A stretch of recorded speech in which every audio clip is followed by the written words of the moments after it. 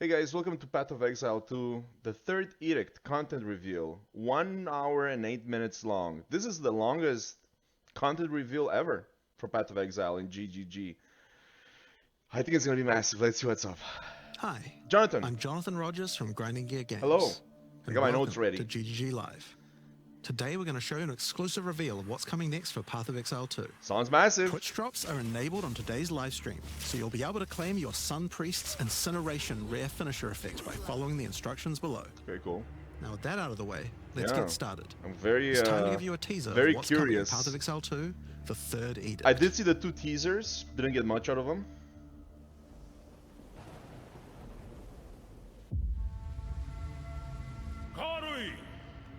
I have Karui, called you okay. here to save our people. Cool armor. Save our way. Over the ages, we have known pain like no other, but we endured, and we became mighty. Oh, wow, that's pretty cool. What are those fish? Now, outsiders dishonor our shores, and we have stood by, doing nothing. Hear my voice, ancestors! Show us The your totems. strength! Show us the true way! Is this guy the Marauder? Understand. No, the Marauder is in the game, right? Yeah. Okay, yeah. Okay. We're slowing down time. New bosses, perhaps?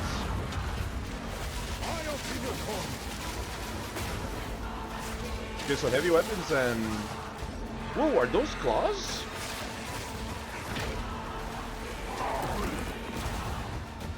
I was gonna say crossbows, but oh man, look at those new bosses, damn. Wait, wasn't this guy like shown before, like in the initial previews for the game? The true Makuramakoi. Hey, isn't that the city there? Oh, Act 4, new act. Interlude act, what is that? 35 new areas. 24 new bosses. Support gym overhaul? Why? Skill rework, okay, hold on. Lineage supports. Endgame maps. Items. Notables. Sprinting. New trade system? Introducing what? Or who? New class? Okay, this is the league. Okay. Well, it's green. Oh, Abyss, of course. Hello, duh. Okay, so Abyss is back. A new act. Okay, I thought they're gonna like release everything at once, but I guess not. We're going one by one. That's fine. I'm okay with that. So either they're gonna release a new class or a new act. I'm guessing, right? Taking down some notes to discuss them afterwards. That's what it As you looks can like. see, there's a lot going on, and we have a lot to reveal today. We'll start by going over Act 4, the next chapter in the Path of Exile 2 storyline. But that's not all. There's also 3 new interlude acts What to is get you that? to endgame, which means we're removing cruel difficulty too. After that, we'll be going through the massive changes to characters. I'm super excited to show you how I've overhauled the entire support gem system, That's added new nice. skills, and yes, No more cruel. there are buffs. Next, we'll go over the Rise of the Abyssal, Yeah. this season's exclusive league mechanic, Yeah. and talk about the new rewards, crafting systems, areas, and bosses that it So adds. much fucking content, man. After that, it's on to changes we're making to the endgame. Then it's time to talk about items, crafting, and oh yeah, trade. That's going to be a big one. Yeah. We'll then go over When our sellers new are supporter packs offline. and finish up with a live Q&A session where Ziggy D will ask Path of Exile 2's game directors, myself and Mark, your questions from Twitch chat. So much and after content, that, holy at 4 shit. p.m. Pacific, hatch notes.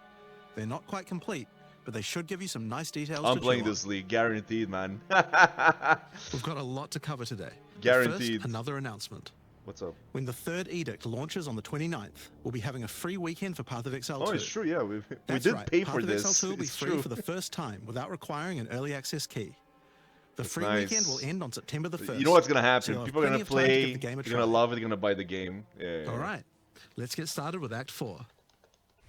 The story continues from the end of Act 3. Yeah, cool. Doryani has agreed to help you find an ancient weapon that can be used against corruption, the instrument of the Third Edict. Are we still in the The past? weapon was broken in ages don't past, remember. but he believes that the pieces may be found what in the is that thing in Karui the middle? archipelago, the home of the Karui tribes. You will need to journey to King's March. And that's the new act. Yeah, that's what I said. Hire a King's ship March. and King's set March. sail. That's what I was thinking of. When you open the map, you can choose to sail anywhere you like. Act 4 is completely non-linear, and you can visit the islands in any order you choose. Nice. Will you visit the pristine beaches of Whakapanu Island? I'm sorry, what? What'd you The call me? Karui whisper of a curse that afflicts all who travel there. Perhaps it's related to the weapon you seek. Or maybe you will visit the volcanic shores of the Isle of Kin. Mining. The Kin have been more restless recently, mining for sulfite and driven by some dark force. Oops. Perhaps you will choose to consult with one of the local You Karui got new tribes. enemies, Their ancient wisdom could hold clues to finding the Third Edict. new No characters. matter where you choose to go, you will fight dangerous beasts, Yeah. Oh, I love it, man. find fabulous treasures,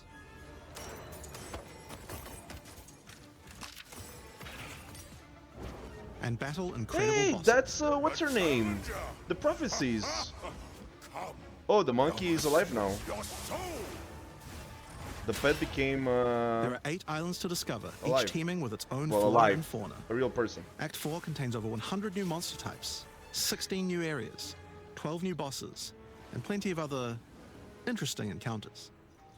There's a Oh, huge the amount mermaid, to show, she's but we're back? not going to spoil too much here. We want to give you a chance to discover it all for yourself.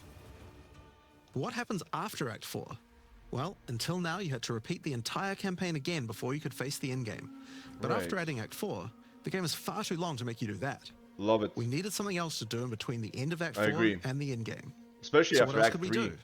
Add 3 new mini-acts, of course, and we're calling them the Interludes. The Interludes are a set of 3 temporary side stories that will be included in the game until Act 5 is released. That will take you to level 65 where the endgame can And begin. then they take him out. Okay. The first interlude sends you on a journey back to Ogham. Renly has been leading the efforts to rebuild Ogham Village after the defeat of Count Geonor. Okay. But there's a new danger afoot. The nearby town of Holton is surrounded by an impenetrable darkness, and each night their corrupted townfolk emerge to raid the local farmlands. Let's go kill him. You will discover new areas, Same enemies though. From Act and 1. new bosses. That's cool though. New bosses. You'll need to find your way through the darkness, Oh. uncover the source of corruption, Soon you will serve our master. Interesting defeat. characters. Yes, I shall dance with their corpse. Damn cool. and that's just the first interlude. The Stolen The Barrier? second Okay, you're interlude going will back have to you all the return acts. to the Okay, Vasteri got you. Desert, where So you're Asylum going has back to been the given a previous sacred acts, duty. but you got like new quests. When the basically. skies align, the gifting of water requires a chosen Sekima to meet with the Selkari, guardians of the sacred water. But they're nowhere to be found. You will need to track down the Selkari, So you're not doing the same find those quests responsible again for and disrupting again. the gifting. Fight even more new bosses. Damn, that's crazy though. Discover the secrets of the ancient ritual. Discover new locations. And ultimately help Asala carry out her sacred duty. Now for Interlude 3. Right. The jungle. As Royal Thaumaturge of the And the Val, music. Doryani had plans within plans to save his people from the cataclysm perpetuated by Atzeri's lust for power. One such plan involved sealing a group of Yeah, we willing saw this in Val the deep in teaser. a great mountain vault near the home of the Asmeri, Yeah. deep enough to survive the cataclysm. Even though thousands of years have passed, he believes that their descendants may still live, and may be key to defeating the beast. Okay, we're back to the present. Okay, gotcha. The journey up the mountain will be dangerous. New foes stand in your way. And the course. further up the mountain you venture, the colder it will become. Yes, that's pretty cool. You get like new areas with snow though. That's pretty nice. Explore caves of ice Yeah. and enter the vault itself. New bosses. Who can say what you will find within? New bosses. The interludes are 6 to 7 areas each and generally include 4 boss fights as well. When you put that together with Act 4, that adds up to 35 new areas in the campaign and 24 new bosses. Damn. They're It's cooking, worth man. making clear that the interludes are temporary. Yeah. When Act 5 and 6 are added, the interludes will be going away. Yeah. These are They're side gonna stories after incorporate all. some of the bosses, But don't maybe. worry, the bosses and areas that make up the Yeah. interlude are all part of the endgame. Yeah, We're not yeah, just going to that's throw it. them away. And with that, we don't need cruel difficulty anymore. Yay. We do know that it was a Thank pretty God. big chore to have to play through the campaign multiple times on each character. Especially Act And this was a 3. huge reason that the campaign could feel like a bit of a slog when playing through again. Yeah. But we do also have another new feature to address that particular concern as well. Oh. So let's Yeah, talk sprinting, about yeah. sprinting. In 030, when you hold down the dodge roll button, your character will go into a sprint after they finish the roll. This is available on all character classes, and there's no limitation on how long you can sprint for. Interesting. The primary purpose of this feature is to make navigating areas faster when out of combat. Because of that, if you do take a hit while sprinting, you'll fall to the ground. Oh, okay. The best idea is to use a skill when you see monsters. That'll break you out of the sprint so you can engage with no danger. That's not bad. If you do need to run away from monsters, just hold spacebar.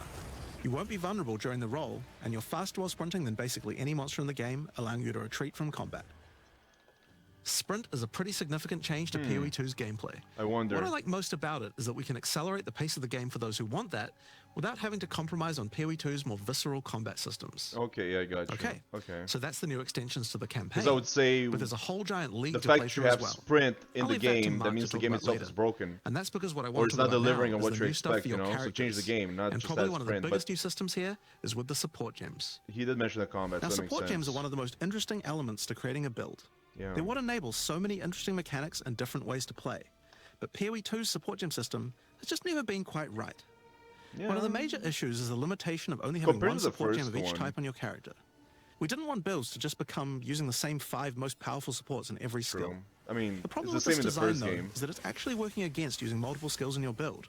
If you can only use each support gem on one skill, it means that you're encouraged to go all in on that one ability. True. And we want to encourage you to combo your abilities, something needed to change. Yeah. So with that in mind, we've removed the restriction of having one of each support gem per character. Okay. You can now use as many copies as you like. This should But- drastically increase the amount of possible builds But and nothing? increase the amount of skill diversity. Okay. Sure. There are a lot of potential builds that suffered from the previous restriction. For example, a poison build previously couldn't add poison to more than one skill. They couldn't use stacking poison on more than one skill either. This severely limited your ability to combo Cool with move. anything outside of the First time I see specifically it. designed poison archetype. But now you can. So we're Many going back to utility PoE skills 1, previously basically. couldn't scale to endgame because the supports that would make them scale were more useful to use in other skills. You would never speed up killing Palm with martial tempo when you would much rather use it on your primary skill instead. There are more examples like this all over the place. In addition to that, though, we thought there wasn't enough feeling of progression in the supports as you went through the game. There were only 3 tiers of supports, and many of the Oh, most shit, important ones 5. were given out at tier 1. Also, there were no strict upgrades, meaning that upgrading supports when you ran out of sockets required quite a lot of thinking. In order to solve these issues, we now also have multiple levels of many supports as you go through the game. For example, double barrel support gives you an extra bolt, but at the cost of 30% less reload speed. Yeah. At tier 2, the penalty gets lowered to 20%. 20%. But then at tier 3, the support gem gets something new. It now reloads automatically when you heavy stun an enemy. In some cases, Couldn't the this highest have been tiers might done work with a little just differently, upgrading the and you'll have to gems, decide though? if you like the upgrade or not, depending on your build. For example, rapid casting. The first couple of levels gives 15, then 20% increased cast Yeah. speed. But then at tier 3, it changes to a new approach.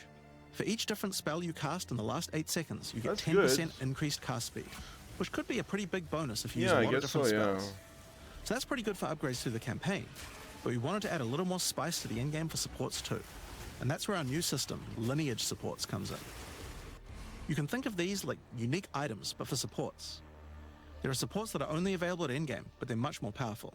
Oh. Like Ratha's Assault. It's an upgraded version of Double Barrel that reloads your skill as you dodge roll, as well as increasing the number of bolts it can hold. But it does mean that it's the only way you can reload the skill now. Oh. Now, unlike regular supports, you can't find these through the uncut support gem. Just like unique items, many of these can be found from specific bosses. Oh, that's pretty cool. Supported spells echo 2 times. That's massive. And there's a ton in the regular drop pool too. Some of them are fairly rare, Quality support gems, level Others support fairly gems. common. That's pretty cool. I Some like of them that. are build The extra defining. bolt. Others are just straight up power upgrades. All in all, there's around 40 lineage supports being added throughout the endgame. Unique So icons there's a as lot well. of power to find out there. Nice. Now, The new support gems are certainly going to open up a lot of builds, Yeah. but of course we have a huge range of improvements to individual character classes as well. Go on. As well as adding new skills, we had a big focus on buffing existing skills so that they can scale well into the endgame. There's a huge amount to cover here, so we're not going to discuss everything. We're just going to quick fire through some of the coolest Let's do it. changes. We wanted to make cold a more useful element on the Ranger, so we've expanded the cold tools available. I didn't play Ranger yet. As well as increasing its range, Escape Shot now creates fragments of ice whenever it hits the ground. These fragments explode after a short Cool time, effect. making the skill better for killing groups of enemies. But not only that, we added an ice fragment support that creates more of them when killing frozen enemies, Cool. Oh, again, I love the effects. and a new buff skill called Ice Tipped Arrows that allows all your arrows to create ice fragments.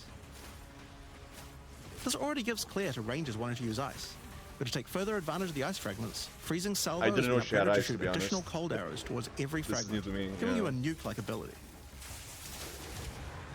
I can it's a missile every 1 second. We've also modified Snipe to consume frozen from enemies, dealing a huge amount more damage, giving you a nice ice single target option.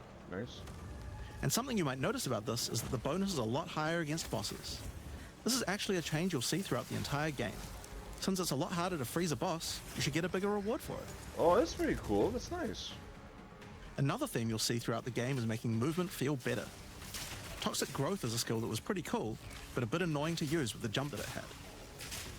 Now Toxic Growth is a range skill, so you can spam it more easily. Okay.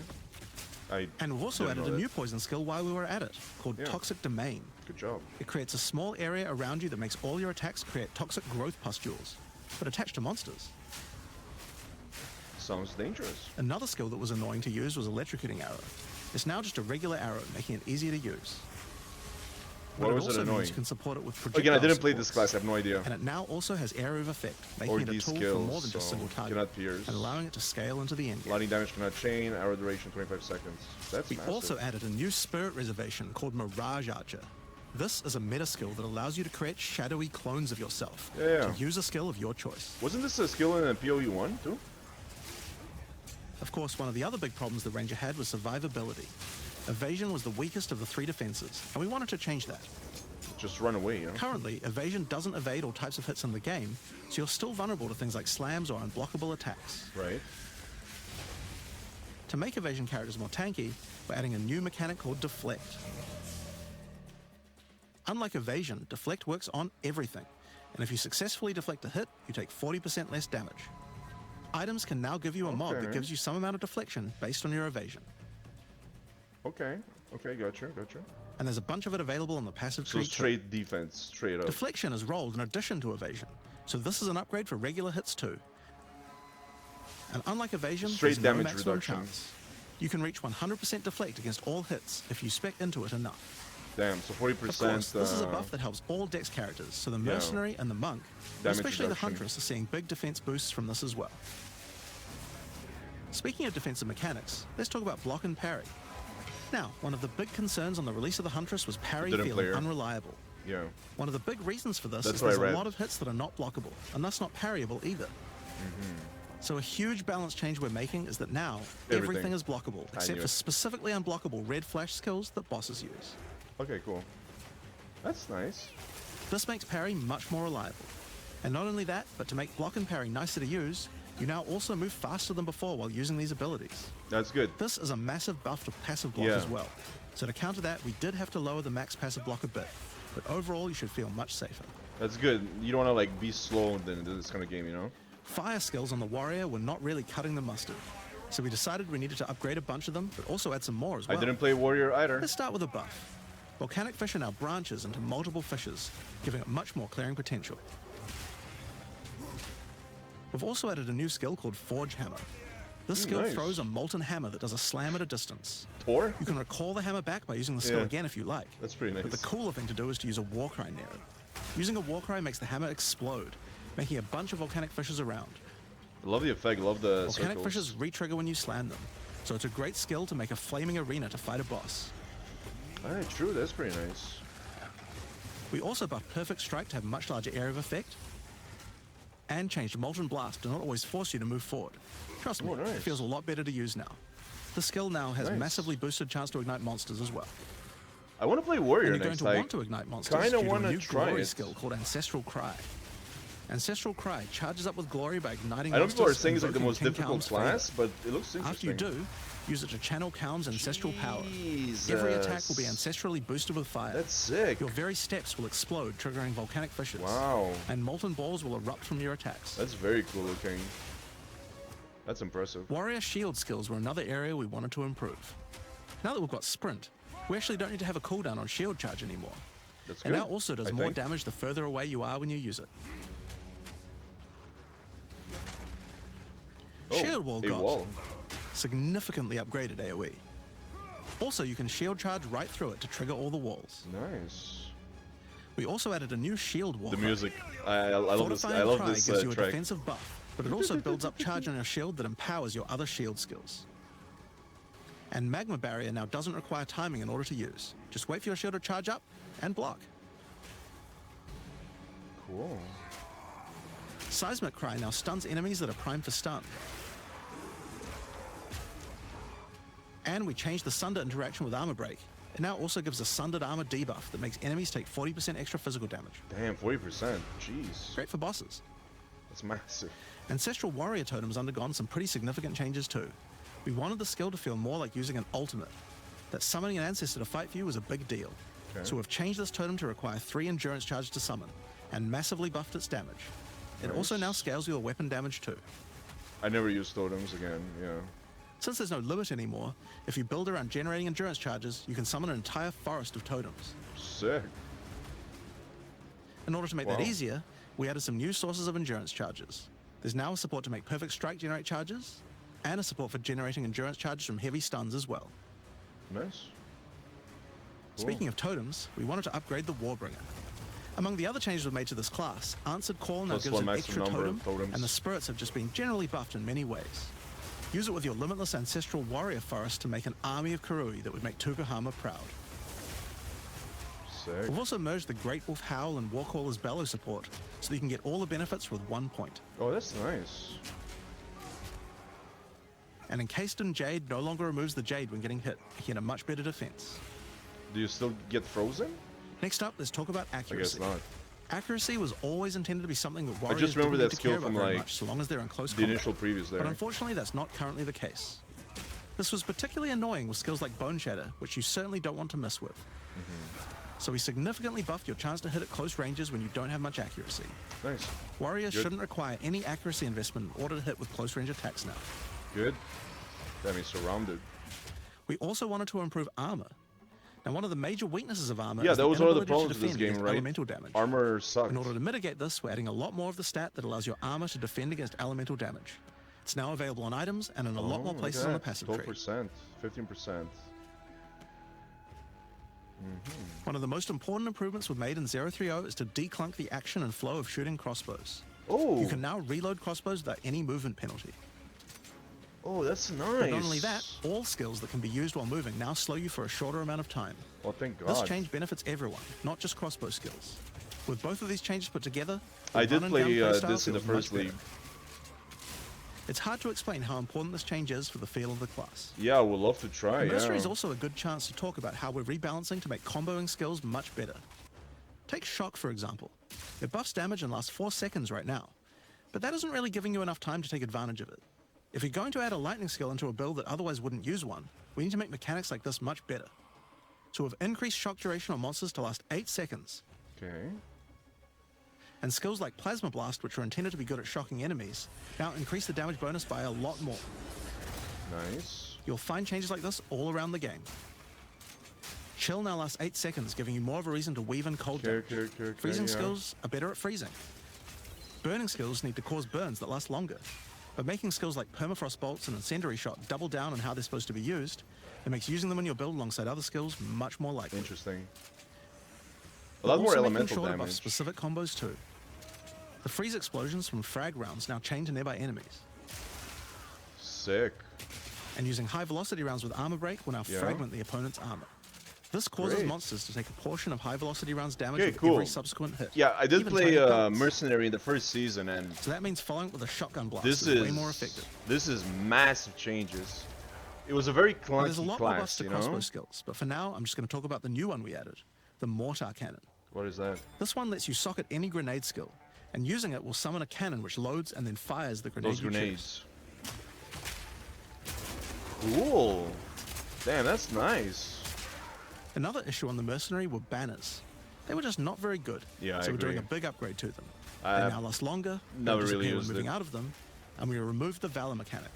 They now just give a much more consistent and stronger buff, and you can use them when you get enough glory. Okay, cool. Good On upgrades. Witch, one of the main focuses was making various minion types more useful to use together. Didn't play the Witch. Melee This is also the minions class in I want to particular play. were just not that great compared It's to like ranged Warrior or ones. Witch next. I don't know As a which starting one. point, we just straight up removed the requirement for minions to have accuracy. Okay, Attack minions now always hit, which makes them way better. that's good. Brutes got some good numeric buffs, but we also added a new command skill where they do a war cry that intimidates enemies and detonates any frozen monsters and allies around you in a big cold explosion. And allies, including your minions. We've also Cool. changed the Frost Mage's command skill to an ability that adds ice armor to your other minions, adding a layer of defense. Oh, that's And it makes them pretty deal cool. cold damage back to the attacker as well. The ice armor also makes the minion count as frozen, so the Brute's Warcry can detonate them too. Unearth was changed to work on corpses of your dead skeletons, allowing you to summon the minions more easily in boss fights. That's awesome. And they also got a new jump ability, allowing them to get into combat faster. That's also really cool. They get you at the animations, Grey like Spectre brand was new also and feeling shit. pretty weak for the spirit cost they have. To be honest, we were a little afraid of these when we first balanced them. We've both decreased the spirit cost for a large range of monsters, and have significantly increased Spectre damage too. Look at those They projectiles. should feel a lot more impactful. Pierce everything too. That's crazy. There's also a lot of new spellcaster weapons with newer cult skills. But I'll just talk about one of them that I thought was particularly cool. A sight. The Reaping Staff is actually a wicked scythe that gives you a new ability called Reap. When an enemy is low in life, you can dash forward and rake enemies with the scythe to cull them instantly, healing you. Oh, cool. I You don't know can if you're also gonna go like inflict in melee critical range, weakness on but enemies too. yeah, Now, there's a lot of balance changes in the Witch's Ascendancy classes, but I'll just talk about two of them for now. go for it. On the Blood Mage, you were previously required to spend your first points on Sanguimancy, which really was supposed to be the downside for being able to access the powerful abilities on the rest of the class. But In order to now, make picking the Blood Mage a better early option, we made Sanguimancy free, unlocking the power of the rest of the class immediately. oh shit, extra point. On the Infernalist, the Demon form wasn't something people were really using because you lost your weapon stats while transformed. Oh, did you? Well, you no longer do, so it's a much better option now. I want to try this, but it looks On complicated. the Monk, the wind skills needed a big upgrade for sure. And this is what I played in the Staggering Palm can now stack second up its season, duration the if you Monk. use the skill multiple times in a row. So you can keep the effect of all your skills throwing up wind much more easily. Wind Blast had the purpose of building up to dazing an enemy, but dazing just wasn't worth all that effort. Yeah. Now it just dazes on hit, meaning a single Wind Blast will make all your skills stun enemies more easily. Cool. Following up with Vaulting Impact on a dazed enemy previously did a bunch of stun. Didn't use that Now much. it allows you to break your enemy's stance. When their stance is broken, following up with a fast attack will do way more damage. Oh, that's pretty cool. Extra damage. A cool build that certain people always enjoyed in PoE 1 was hand-to-hand combat. Never tried But it. until now, we just didn't have a real way to make it viable. You got any skills? Well, that changes now. The Monk, as a true martial artist, now has the ability to learn the Hollow Palm technique, a keystone that lets you use all quarterstaff skills while unarmed. All quarterstaff attacks now have a special unarmed version, and you get further That's bonuses to all your attacks from awesome. stacking energy shield and evasion on your character. New animations. That's so cool. A new keystone we also added to the Monk section of the tree is Walker of the Wilds. This changes Mana Leech to work with elemental damage This looks instead of insane, physical, man. which is pretty useful for all those elemental attacks the I Monk want to see has. this with Flicker But it works Strike. well for the Ranger too. Now, one of the least used Ascendancy classes in the game Yeah. is the Acolyte That- of Chiyuwa. that's what I tried So we playing knew we needed last to make some changes here. One of the key last things we had league, to do was make the chaos and I damage stopped that when I the got the Acolyte can maps. do much more useful. Because there were no So builds we've for added a him. new skill, allowing chaos damage to ignite, shock, chill, and freeze, embracing the elemental prowess of the Monk in a truly chaotic fashion. That sounds amazing.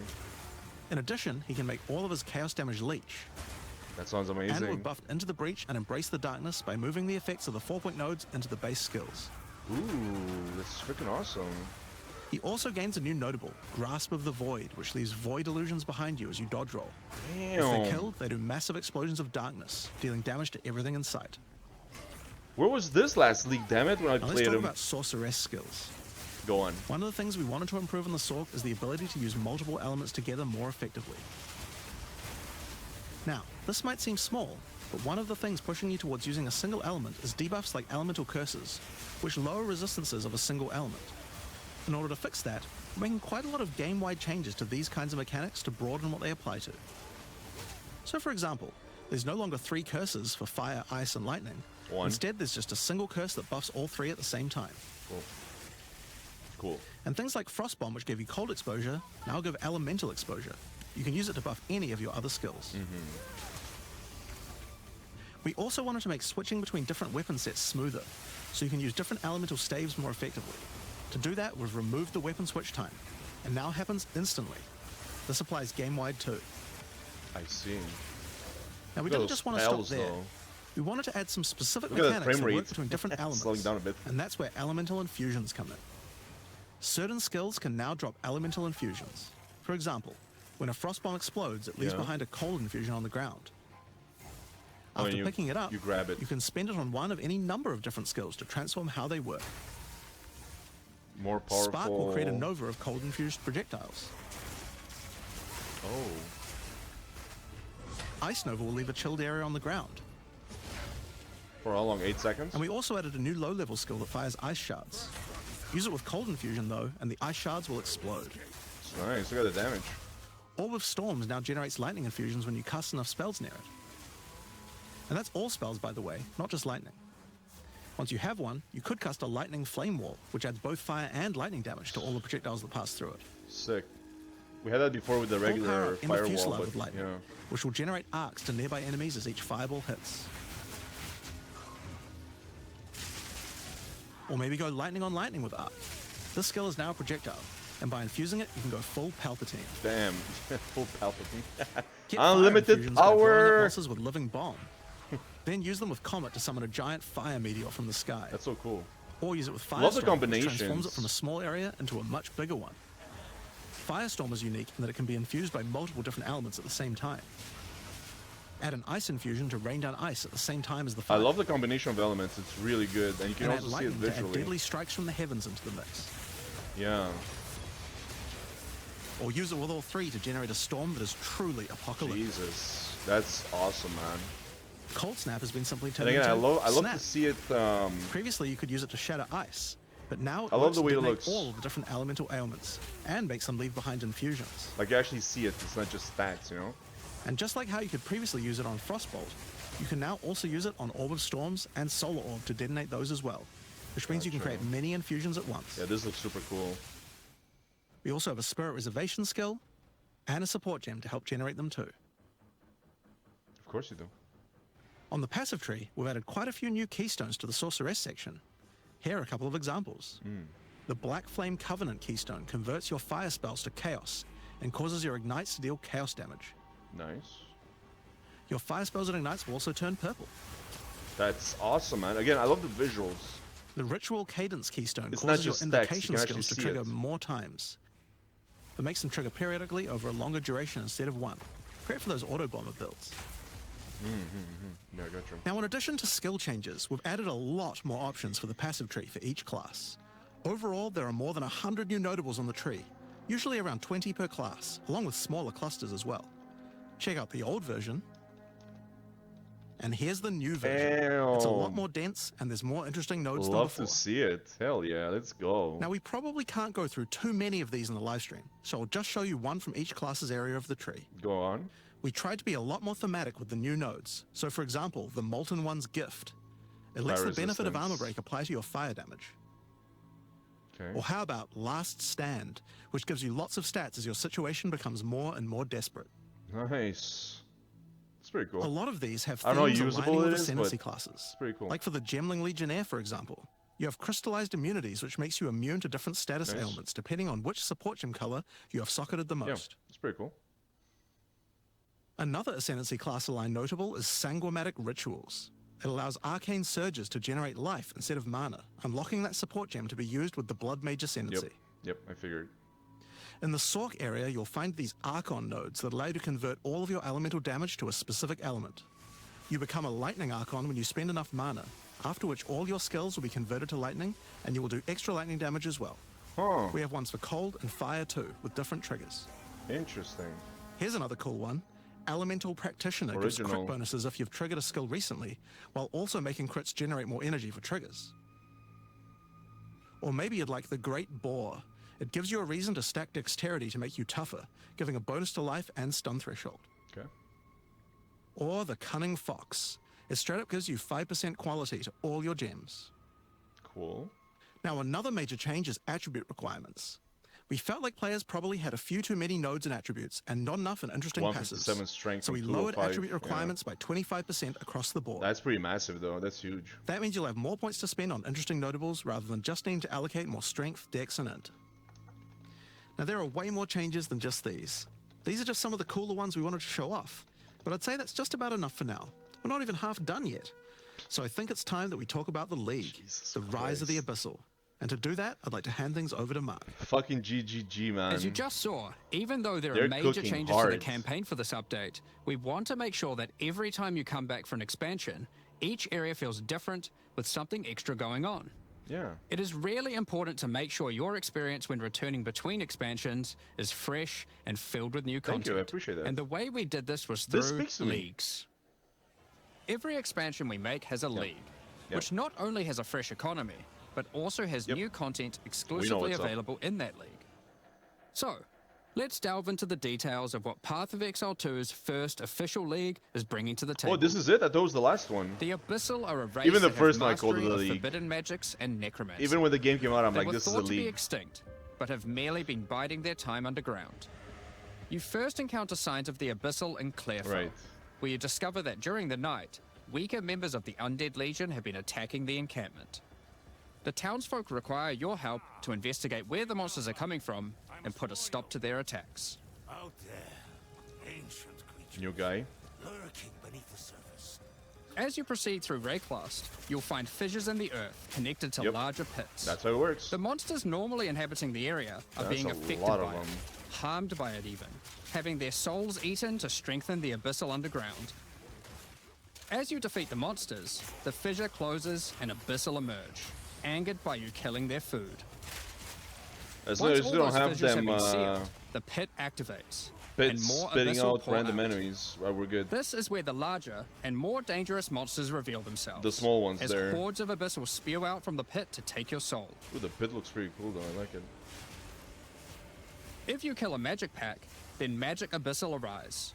If you kill a rare, then a rare monster will emerge from the pit, having absorbed some or all of its modifiers for itself. This means the monsters emerging will generally be more difficult and more rewarding. Yeah, it's a bit like that league modifier there gives from the better first rewards. one. I forgot it was called.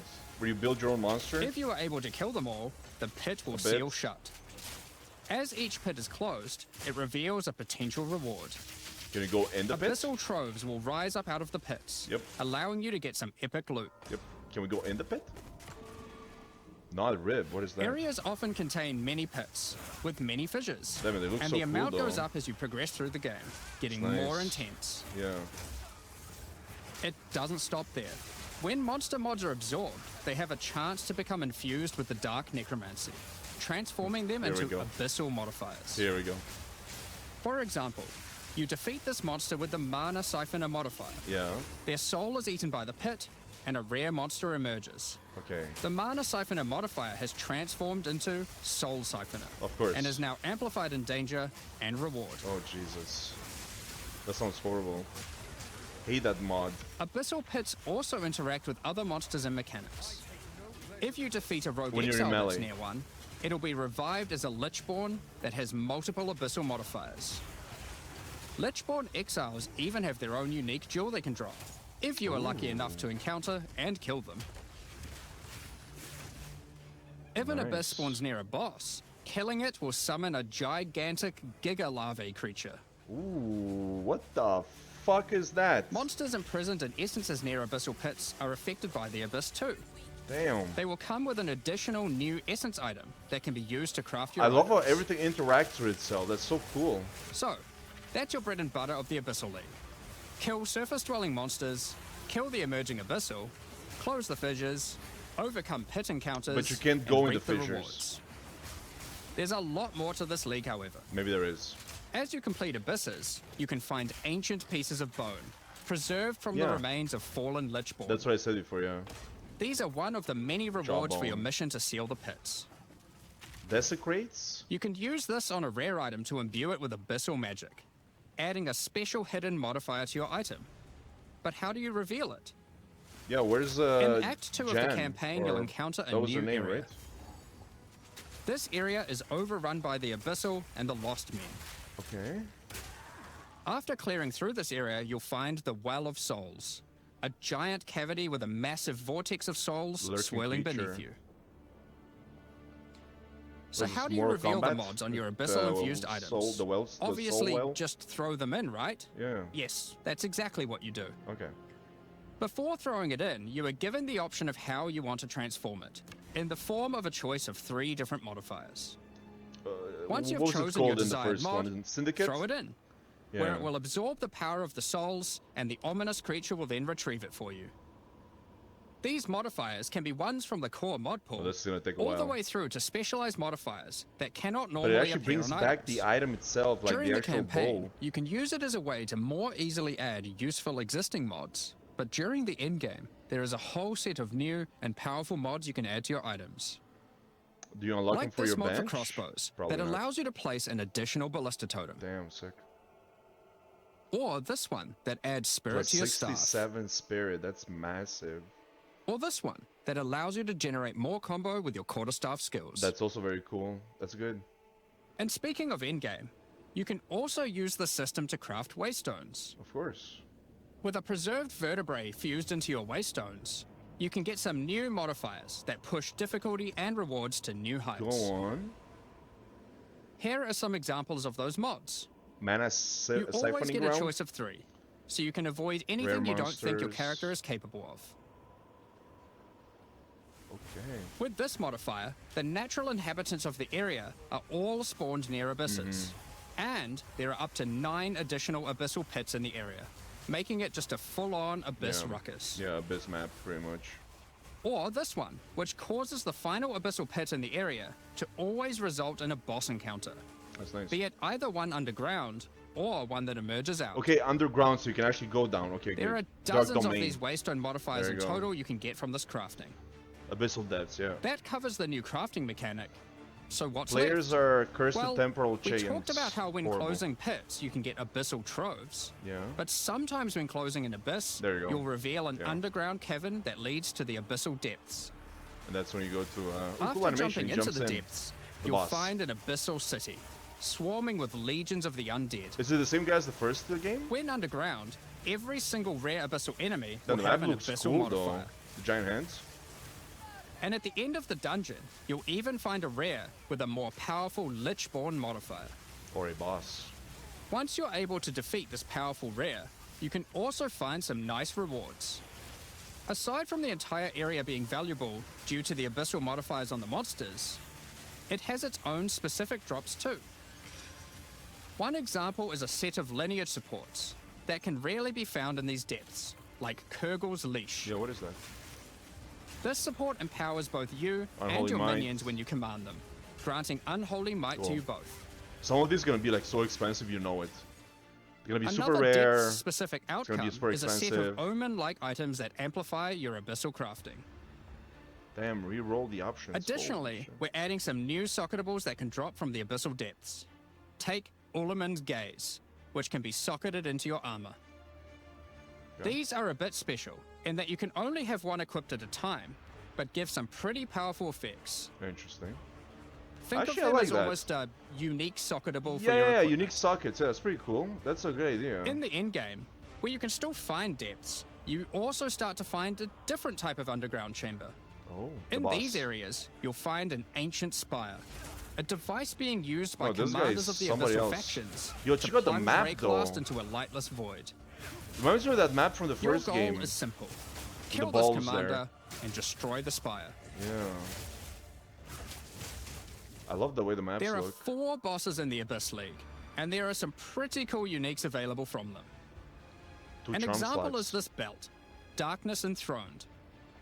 It has 2 sockets. A helmet. But hold on, socketables don't work on belts. Well, this belt has a special mod that allows it to count as a different slot for the purpose of socketables. Damn. This one, for example, counts as a helmet. I kind of want one that counts as a body armor. I wonder how rare that one is. You can also find this unique jewel, Here we go. Undying Hate. This jewel transforms part of your passive skill tree Oh, into no. an abyssal version. Right. And has multiple depths. The Legion. deeper it goes, the more of your passive tree is affected, allowing you to fulfill your fantasy of becoming part Abyssal Lich. +5 to tribute. Now, the last thing that Abyssal Commanders can drop is a Finger of the Lich. But what Yeah. use do you have with a random undead finger? A boss? Well, the next time you return to the Well of Souls, with the finger in your inventory, your character will almost feel compelled. To do what, though, you might ask? Jump in? To jump in. Yeah. And then there's The the items boss. you threw in came back more powerful, right? So, what's the worst that could happen? Well, you will just have to find that one out for yourself. And there's the boss. Along with the introduction of Cool. Act 4 and the interlude, There we go, endgame. we will be adding 25 new in-game maps. Fucking love GGG, man. These maps will contain all They're not the new fucking monsters around, and that's what I bosses love we're about adding, it. improving variety and giving you opportunities to Here's experience like the new 20 boss minutes of fights endgame, many you know? times. Let's take a look at some examples. New maps, love it. Rock Pools is a map where you explore a shallow rocky coastline, surrounded by coral and filled Looks with great, silence. love the colors. Golden. At the end is a giant Goblin King boss, ready to eat sulfite and squish you like a bug. Yeah, we've seen this guy in the previews there. Holton is an Ezomite township which has seen better days. It's all Explore red and clear the with township blood. to find a gothic, Reaper-like boss, with the ability to manipulate storms and fry you with both lightning and wither you with chaos. Ouch. Given some of the new bosses added are a bit more epic, such as the Act boss and final bosses of each interlude part, it would be a bit of a waste to just use them as regular map bosses. Right. So, Instead, we'll be adding some new mechanics to the Atlas that use them. what is that? These start appearing pretty fast into the endgame and will help bridge the gap until you do your pinnacle bosses. In the desert biome, you can encounter a wild sandstorm. 3 maps around the sandstorm contain a device you must activate. Upon doing Oh, this, that's the pretty nice. sandstorm's magic is A disrupted, reason for you to do those revealing the map maps, you know? inside and allowing you to access it and find the cause. It's nice. This presents itself in the form of a boss, similar to the existing Citadel bosses. This boss is a Faradin Swordmaster, who has been blessed with the power of a time gem, allowing him to take his swordsmanship to the next Thanos. level by replicating himself, maneuvering rapidly, and severing the fabric of time itself with his powerful slashes. He sounds like fun, right? In the water biome, you'll encounter a giant maelstrom, There's a boss there. where one of the maps surrounding the water biome It's connects red. to it, but the connection is obscured. You must run the maps nearby, Yeah. hoping to find a beacon, which will remove the maelstrom and reveal the connection to that map. I see. Another example is this Vaal vault in the mountain biome. But how do we get inside? Running the adjacent maps to it will yield a key, which you can It's then cool use that you to get like gain different access ways this to get to vault. these maps. That's pretty nice. Or, you could just trade for one, I guess. Yeah. Use the key to dispel the powerful force field surrounding it, leading to the Vaal Elite and their rewards Oh, inside. this map looks like sewers. These all My contain favorite Uber map in the versions first of the Act 4 Path of boss Exile. and the bosses at the end of each part of the interlude. The And curse. each have their own exclusive drop pool of new lineage supports, Jesus. which, as Jonathan spoke about earlier, are powerful support gems that modify your skills in pretty crazy ways. As an example of a lineage support which can come from the Faradin Swordmaster mentioned earlier, we have Garukhan's Resolve, which causes your critical Become strikes to fall, unusable again after but use? requires some mobility on your part to properly enable. Right. From the boss sealed in the Vaal Vault, we have Paquate's Pact, which supports your war cries, causing them to inflict massive amounts of corrupted blood at the cost of your own life. Check out the damage on the Additionally, boss though. some maps can now spawn summoning circles, Which a is room what? resembling an Ezomite henge. Activating this Oh, henge yeah, will like that spawn special map. bosses. It's as simple as that. Yeah, the special map We'll there. also be making changes to how affixes on waystones work. As the current prefixes equals good, suffixes equals bad, Yeah. iteration isn't quite hitting the mark. We tried something new here in Path of Exile 2, That's good. but after seeing the feedback, we decided we actually liked what we had in Path of Exile 1 more. Again, more like Path of Path of Exile 1. each affix will now be both difficult and rewarding. Waystone mods now grant an increase to the number of waystones dropped, and an additional specific upside attached to it. This means as you roll your map, they will continue to get more difficult and more rewarding, and allow you to customize the difficulty and rewards of your maps better. For example, the Frostbitten mod, which causes enemies to deal cold damage, also increases the rarity of items dropped as its upside. Whereas the Of Venom suffix modifier, which causes enemies to poison on hit, has the upside of granting increased pack size. Right. Some maps will end up having a lot of rarity, some a lot of pack size, and others will just have a mixture of everything. Due to now having more modifiers granting difficulty, we will of course be reducing the difficulty per modifier to account for this. Okay. So, that's your Atlas, maps, and waystones, but what about Breach, Ritual, Pinnacle content, and others of the sort? Yeah. We're making some changes around this too. Oh, are you? The first change is that you'll now be able to invest 2 points into your specific League Atlas trees before having to run the Pinnacle content. That's good.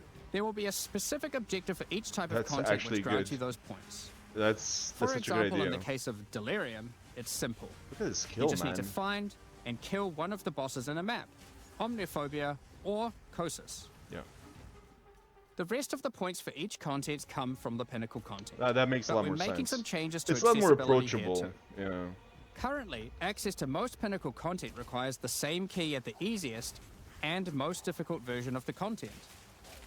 This creates a negative feeling where at lower difficulties, instead of wanting to run the content, you're often better off just selling it to someone who can run True. it at maximum difficulty. True. To address this, each content will now drop splinters, which will not form into singular items. Instead of using the singular combined item in the Realm Gate, you can now just bring your splinters. Upon inserting the splinters into the Realm Gate, an interface will appear, allowing you to pick your difficulty, and you'll notice each difficulty has a different entry cost. Cool. This means if you want to run easier difficulties, it costs can. less, which also allows you to run this content much sooner into the endgame. That's good. Because these encounters now just very require good. splinters, their corresponding Atlas tree no longer affects the difficulty of them, and has been changed to purely affect the content and maps on the Atlas. Okay. The Arbiter of Ash works And a you bit just use the differently. keys, yeah. Instead of requiring splinters, he still needs crisis fragments. We now have only 2 difficulties of the Arbiter. The first, requiring the existing fragments obtained from citadels. The Right. second, Uber Arbiter, requires calamity fragments. These come from citadel bosses also, but only once you've allocated the maximum number of points in your boss Atlas tree, ensuring those I like it. citadels are at their highest difficulty Yeah, that's level. pretty cool. Since pretty cool. we're talking about Pinnacle content, we also felt that the leveling curve in the late game was a bit too steep. We've smoothed this out a bit so that it's easier to get to the mid-90s. We've also added some new in-game unique items. Let's take a look at a couple. Thunderfist is a pair of gloves that grants Crackling Palm, a skill which empowers your unarmed attacks, granting the ability to call down the storms themselves on enemies you hit. Put simply, literally every monster you hit with your unarmed skills will be struck by powerful lightning. Pair this with the aforementioned Hollow Palm technique to embrace your true unarmed prowess in combat. This would be, Another like, unique we're adding is pretty good. Hinekura's Sight. Equip this amulet to be granted the power of the Mother of Death Future herself. past. This is Cannot be reflected by blinded. granting you a skill called Foresight. While you have Foresight, your dodge roll no longer avoids hits. But instead, being hit while dodge rolling restores you to full life and makes you unable to die for a brief period of time. What the hell? You'll notice when this does occur, a copy of your character appears and takes the full damage. Huh, it's pretty funny. This is you seeing that future, as if you hadn't been wearing the amulet. Ultimately, your Cool. in-game experience should be more Overpowered, maybe? streamlined. With new content to find, you'll be able to invest in your Atlas trees sooner, engage with Pinnacle content faster, That's have good. less FOMO running said Pinnacle content, reach higher levels easier, and do all of that while finding many new chase endgame items. Talking about finding items is one Crafting. thing, but what about crafting? Yeah, people really want crafting in the game. We've taken a step back Not just and looked at some of gambling, our crafting actual systems to crafting. make some notable improvements. Let's start with essences. which suffered from an issue where the regular essences were effectively useless and didn't give players the tools or excitement that a crafting system should provide. To alleviate these concerns, essences are being changed in a few ways. Oh, what is that? Firstly, they're being changed to function like regals and add specific modifiers with specific values. So no more specific meaning you know essences? exactly what you're going to get. No, it just says specific. We found that players were often bottlenecked by regal orbs when crafting in the campaign, so this helps to fill that gap, allowing you to better upgrade your items. Okay. For example, Okay, this they just lesser look essence of different. flames, which will be able to add a flat amount of fire damage to your magic martial The icon weapons. confused me there. Secondly, we're adding many I thought they were more just like tiers. one kind, you know? That lesser essence of flames, for example, has a regular variant and a greater variant too, adding even more fire damage with each upgrade. We're breaking down in tiers right now, you know, for The everything that we're intention doing. of this is so that when you find one early on, you don't wanna worry use about it. holding on to it till later to use on a higher level item. Right. You should feel free to use them as they come to get powerful upgrades during the campaign. Makes sense. So you can actually use them, yeah. Lastly, our highest tier of essences, Perfect. Oh. now called Perfect Essences, will function like a Chaos Orb instead of a Regal. Kind of like the perfect so gems it will in Diablo replace 2, one you of know? the modifiers on your rare items with the specified mod. Such as this Perfect Was it? Essence of Flames. You'll notice this one doesn't just add flat fire damage like the ones before it. The Perfect Essences often give something a bit different, with some opportunities to be pretty damn powerful. That's nice. There are many different essences, each with many tiers, covering many of the more core modifiers you'd want on items early on, through to chase specialized ones for in-game. Speaking of in-game, we really wanted to expand our crafting options that's for a late sick-looking in-game move. crafting projects. You might have noticed that at in-game, you get way too many transmutes. Wouldn't it be nice if some of those didn't drop, but instead you got something a little more powerful? Yeah. At higher levels, you can now find Greater Orb of Transmutation Oh, shit. and Perfect Orb of Transmutation. These can be used on normal items to upgrade them to magic, ensuring that the modifier generated is of a minimum level. This better is similar quality. to how you find higher tier items on the ground, but for crafting. Perfect. These higher tiers will also exist for Orb of Augmentation, Regal Orb, Exalted Orb, I and wish you would Chaos show us Orb, like a percentage or something, meaning you or can get all of the orbs required to take to, your like, item from normal rarity to a fully completed differentiate them rare somehow, with because right now they guaranteed look the high tier same. mods. easily mistaken, you know? On top of these new core crafting currencies, And the text is the we same. wanted to make sure there are powerful crafting bases to use them on. Now in in-game, you can start to find exceptional items. These are items that drop at normal rarity and are perfect for your from-scratch crafting projects. Nice. They can come with extra quality, up to 30%, Yep. or an additional socket to use your crafting socketables in. Nice. And yes, they can be corrupted for yet another socket. Of course. Holy shit. You can also get exceptional unique items. What does that To mean? add even further to your crafting arsenal, we've added a whole suite of new omens to ritual content, and removed some of the more unimpactful Better ones uniques? that weren't being used. Okay, that's good. Some of the new omens include the Omen of the Ancients, which will cause your next Orb of Chance to not destroy the item, but generate a random unique of the same class. Oh shit. Or the Omen of Sanctification, which is my new favorite. This will cause your next Divine Orb used on a rare item to reroll the values of its modifiers, allowing it to exceed the normal minimum and maximum values, What? raising the ceiling on the new most powerful rare items in the game. Holy shit. This Omen will also cause your item to become sanctified. You can Sanctified modify items it? cannot be crafted, just like corrupted ones, so consider carefully when you use this. Okay. Another is the Omen of Chaotic Monsters, which will cause your next Chaos Orb to reroll all modifiers on a Waystone, allowing you to fix your maps if you get some modifiers that are not feasible for your build. It's nice. I think. Besides these examples, there is a huge variety of new omens for you to discover in your ritual encounters. Yay. With the release of Act 4, notably taking place in the Karori Archipelago, you'll be able to now find a new currency item, Henikora's Lock. Henikora, the Karori goddess of death, has the power of foresight, and is able to see many futures, Yeah. including the outcome of your next craft. So, imbuing her lock onto an item gives you that same power too. For example, you'll know whether or not to use an Exalted Orb on your item, as you will know exactly what the outcome is. That's overpowered? So, with all these new crafting improvements, it's safe to say you're going to be making some epic items. And not necessarily just ones for yourself. You can't really so reset given that, it, right? It's time to talk about a massive one. Yeah, what's up with Trade. this? Yeah. Are we getting the auction house? Finally here.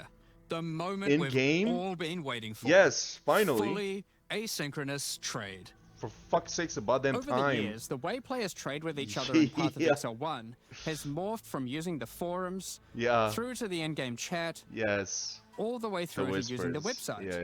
Yeah. These systems, in all their Oh, yeah. iterations, AFK. worked for a while, Classic. but with each iteration, new problems eventually reveal Of themselves. course. Be it requiring you to be in your hideout too much instead of out there killing monsters, or never getting responses from people Yep. who are either AFK or just can't be bothered. Yep. In order to finally solve this, Yeah. and this has been a long time coming, Big we're time. adding a new system that allows you to buy items from other players without requiring the seller to be present. They can continue farming, killing monsters, AFK as they please, and can even be offline. Amazing. With the introduction of King's March in Act 4, you will encounter Ange, I love King's assistant March. to Rog in the Meridian Free Traders Company. Over the last 2 decades or so, since Path of Exile 1's storyline, Faustus has handed down his knowledge and expertise to Ange, and she is now ready to take over his So business. how does this work? Yeah. If you have a hideout unlocked already, you can immediately invite her there. Makes sense. New hideout, If you by the don't way. have a hideout yet, you will need to acquire one. You can do this by completing a quest to defeat one of the bosses inhabiting an island in Act 4, allowing you then to take a slice of it for yourself, making it your new home and base of operations. Yeah, new hideout, yeah. Once invited to your hideout, she will now serve as out operating the your waypoint. currency exchange, but also serve as the figurehead in your new trading empire. Right, which works with the stats So, from what we've seen. How does yeah. this new system work? Yeah. In the existing trade system, you would list items for sale Yeah. in premium stash tabs. Correct. And then when someone wanted one, you'd have to take it out for yourself and trade it Go to trade, yeah. Right. them. Now, instead of using those, you can give your items to Ange so she can sell them for you. Each item must have a price set. The prices are set using in-game currency items, such as Exalted Orbs or Chaos Orbs. Okay. Once a price is set, other but players it's will be able to still on find the the item by searching website. for it on the trade website. Hmm. Once a desired item has been found, you can hit a button, which will instantly teleport your character in-game to their hideout. Then, you can immediately purchase the item. And while there, if you want, browse their other goods. That's good. In case there's a good deal someone else hasn't yet discovered. You'll notice that as a buyer, on top of the currency the seller set for the price, it also costs gold to purchase an Yeah, item. yeah. As Ange has bills to pay after all. That would suck, you know? You go As there, a you seller, got no gold, you'll you know? immediately receive a notification when an item of yours is sold, and can also see an effect above Ange in your hideout when she has unclaimed currency. I want to buy this item. Sorry, you ain't got no Just gold, go man. talk to her, claim your currency, and continue playing at your leisure. Okay, this is good. This is good. It's not As the best. many people already acquired but it's premium good. stash tabs for the purpose of the trade system, we wanted to add a way for you to convert your existing tabs to merchants tabs, if you want. You can do that here, on the website, but Oh. only if you purchase those tabs before the release of the third edict. To clarify, the existing trade system will remain fully intact, so your premium stash tabs will not lose any of their functionality. Right. We just figured people might want to switch over to this new system.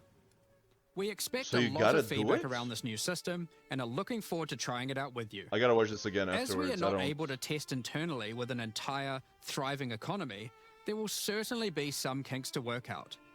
Based on how the system goes, we will be adding it to Path of Exile 1 when ready, so any of the tabs you purchase will also be usable there later. So you gotta purchase these tabs? Next up, we're going to be talking about our new Well, you can supporter transform packs. one of your current tabs, right? Today, we're launching 2 new series of supporter packs. The Justice and Trathan Executioner packs. Each Okay. tier contains the pack's full face value in points, Bunch of demons alongside there. several exclusive microtransactions. Are they as annoying as the As guys always, with the microtransactions in these packs are purely drums cosmetic there? and do not affect your character's power or progression in any way. Yeah. The Justice series of supporter packs contains 6 exclusive microtransactions. Claim glory after defeating enemies, or inspire your allies by calling down the Banner of Justice portal. Oh, that's a cool portal. I like The it. Sphinx Mystic hideout decoration will identify items for you, displaying them as it does so. Ooh. This ancient creature has been presented with many items over the eons, That's very so it nice. has some Hey, isn't strong this- expressions to make on the quality of your wares. Isn't this the same guy who goes in the Become a pit? true warrior, worthy The of soul delivering the well? justice of the eternal gods with the Apostle of Justice armor set. Looks like a Roman. This armor Like set Roman also armor. comes with a matching back attachment containing a set Except of it's blue scales to instead of measure red. your worth. With the Apostle of Justice finisher effect equipped, the Goddess of Justice herself will appear to decide on a verdict for slain unique Oh, yeah. enemies. We know her from the first game. Witness as she decides the fate of your slain foes. Will they ascend to be amongst the gods or be banished to the underworld? Damn.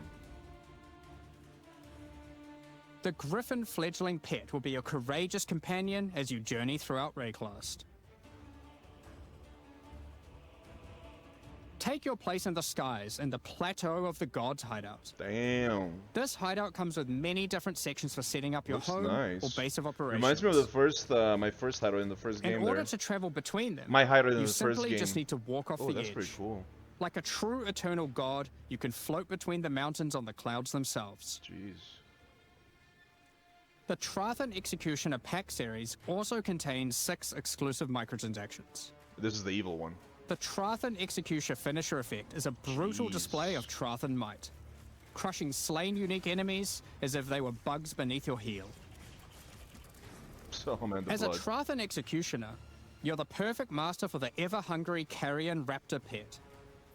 It has taken a particular liking to the taste of other pets, and at your command it will swoop down and eviscerate them, proceeding to Really? satisfy its hunger by feeding on their corpse. What about the other player? What is he gonna see? Is The his pet nobles gone? of the 4 major Trathan houses had their mercenaries, but if their hired hands became they don't see notably nothing, you know? irritating, Only you they'd see have to it. call in the Trathan Executioners.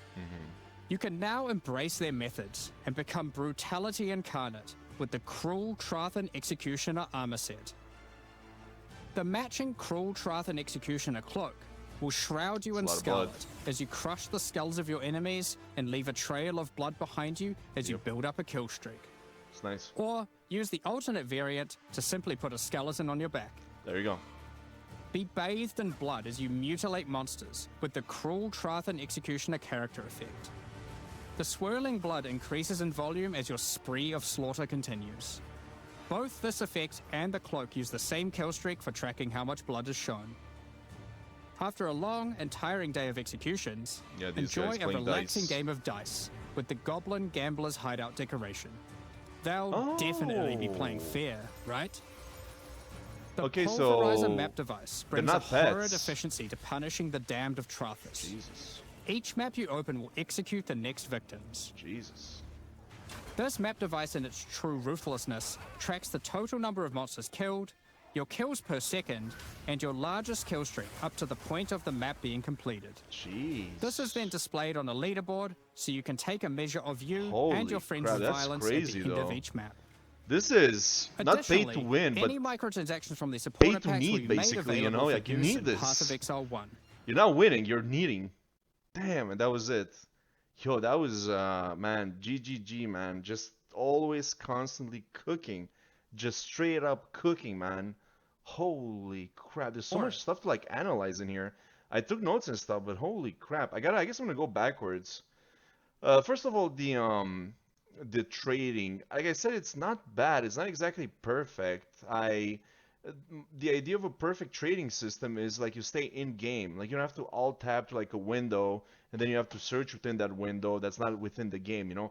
I don't know why they didn't just they take the website and they build something very similar but in game, so you don't have to like alt tab, search for something, enter, you'll find it, you click on secure, and then in game you teleport somewhere else. It should just be like a menu like they have with the current the currency exchange. For the currency exchange, you choose what you want, you click, and you got it, and it's done, it's finished. You don't have to like fucking alt tab, teleport, this and that, you know?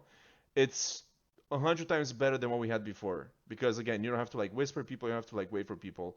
but we're still not exactly there where it's like a full-on auction house or just like some sort of a item exchange where you can just buy and get what you want without traveling anywhere, without alt tabbing, right?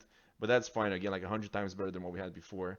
I feel like when it comes to like, they have a couple of things there that I noticed, like sprinting, the Atlas skills being more approachable, and it was like something else.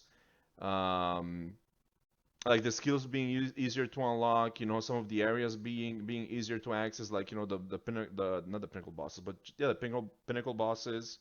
I feel like they're making the game a bit less hardcore, a lot more approachable, and at the same, and like I don't want to like gatekeep. I'm just wondering like how much will people appreciate this? I don't care either way. I feel like the game is complex enough to like let loose a bit, right? But you can definitely tell, like, they're making the game a bit easier to, like, for new players or for, people who haven't played ARPGs or, Diablo players, whatever you want, right? So that's definitely something. And also you get a free weekend coming up, which will also definitely help. To have people play, like, you can play this game for like 2 days. You're playing this game for 2 days, you're just getting like to the maps or something, and then you just like really want to see what's next. So of course you're gonna buy the game, right? The early access, which is what's gonna happen, right? Besides that, I mean, they're fucking cooking, man. Like whole new notables, 100 new notables, 20 new notables per class. How much? 100 new monsters. Like, it was like 15 new maps, 15 bosses, or 30 or 40 maps. I don't even remember. But it's just like non-stop content. It's absolutely amazing. I absolutely love it. I absolutely love, again, that like GGG is cooking, man. Is cooking like always. And once I saw this like an hour and 8 minutes long, I'm like, here we fucking go. They're gonna drop all kinds of shit on us. I also feel like they're gonna go for each new league, they're gonna do one act, and the next league is gonna be like a new class, and then the one after a new act, and then new class, new act, new class, and so on and so forth. I'm very happy with the removal of Cruel. New act is gonna be amazing. I'm very happy King's March is back, even though it doesn't function the same way as in PoE 1. I kind of wish it did because I feel like King's March was the best expansion, or sorry, league for PoE 1. It was absolutely amazing. Well, that part of the league. It's just, building your city, mining, crafting, all that stuff, having people run your maps. It was just absolutely amazing. What else? A lot of like improvements. Again, a lot of like, I'm looking like at crossbows being improved, and again, that was the first class I played. I played a witch hunter in the first league, and you get used to it, but it was clunky, right? So now crossbows are getting like a lot of like uh, improvements, right, to like make it easier to maneuver with them and better, I guess, like a faster movement, right? Better skills. That's absolutely amazing. They're also improving the Chayula Monk, which was again what I played the last league. I tried to anyways, got to maps. I didn't see any builds online. Nobody was building it, so I had to like switch over to the other one, the Avatar, whatever it was called. But good to see some improvements there as well. What else? What else? Again, I appreciate the fact that the Atlas skills are more approachable. The fact that you can do bosses and whatnot earlier, that's absolutely great. Because it's true, a lot of times you'll have to get pretty far to actually see the bosses within these new leagues. You have to like collect like just for Breach, you have to collect like 300 splinters to see the boss. Which again, if you're new to the game, you don't know what you're doing, it's gonna take you quite a while of time unless you trade for it. I also, again, what I said before about making the game more approachable, he said easier to get to mid 90s. That's interesting. I wonder how easy it is. But that's fine. I mean, again, I was like, it's always the same. It's always the same story with this game. I'm like, man, I don't know if I'm gonna play the next league. I want to take like a small break, and then they drop one of these trailers, and it's like we're gonna release like a billion new things, and it's like you have no choice. You gotta log in. You gotta log into Path of Exile 2 when this drops. You gotta play it. You gotta beat it all over again. I'm very curious to see how Abyss works, which seems to be about the same. And how new items, new bosses, new everything. Just that's what like. See, that's like the difference between this and like something like Diablo 4. Diablo 4 releases a new season, and it's like you might get like a reskin of a boss, and you might get like I don't know, do you even get like new enemies? I'm not even sure anymore. You might get like some couple of new items, and then you got like GGG where it's like, yeah, here's like a billion new enemies and a billion new bosses and items and maps and this and mechanics and skills and there's so much more. This is how a live service game is done, basically. They drop so much content on you, and they always do it. They've been doing it for years now, which is like, I'm so happy a company like GGG exists to show everybody else how it's done. You know what I'm saying? Because again, like nobody even comes close, not even close. And then you see it's possible, it's doable. You're kind of wondering what the other companies are doing, you know? But anyways, that's why this game is successful. We love GGG. We love Path of Exile. So yeah, I can't wait to play this league. I can't wait. Thanks for watching. Peace.